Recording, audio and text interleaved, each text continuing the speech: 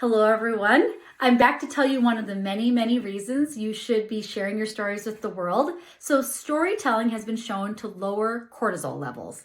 And cortisol is what we release when we are in stress response. So if you lower that, you can reduce feelings of anxiety. And these don't need to be big monumental stories. These can be little snippets from your life. And so I'm going to show you an equivalent of what this is. Hopefully it lowers your cortisol. It might also make you think that I'm insane, but that's okay too.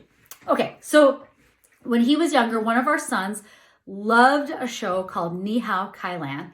And Ni Hao Kai Lan was the Chinese equivalent of Dora the Explorer. Ni Hao means hello in Mandarin, and Kai Lan, who lived with her grandfather, would go off and have these adventures in Chinese and English. And he watched this show religiously up until a trip to Los Angeles.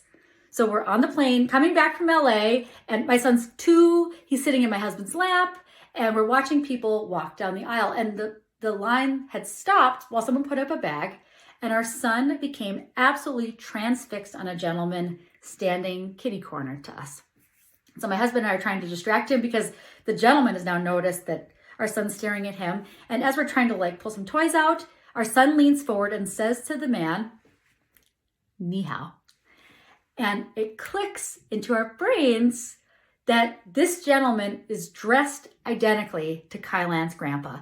Kai Lan's grandpa would wear short sleeve button-up shirts and argyle sweaters and little round glasses. And this man was the human clothing equivalent of Kai Lan's grandpa. And so my husband and I are both like, ha, ha, ha, because there's no polite way to say to somebody, no problem here, he thinks you're a cartoon. And so while we're processing what to say, our son leans forward again and says very clearly and loudly to him, "Ni hao." So now this gentleman, who may not have spoken English or Chinese, looks a little concerned. And so fortunately the line starts moving, and my husband is holding the baby and he's going "Ni hao, hello, ha, very good, ni hao." And so my son's having none of it. He stands up on my husband's lap and looks back to the end of the row where this gentleman's going, and he yells as loud as he can, "Ni hao!" So the man never turned around, probably because he was trying to figure out if he should call the police. And when we got back to Grand Forks, our son never again watched Ni Hao Kai Lan, probably because Kai Lan's grandpa just completely put him off. The end.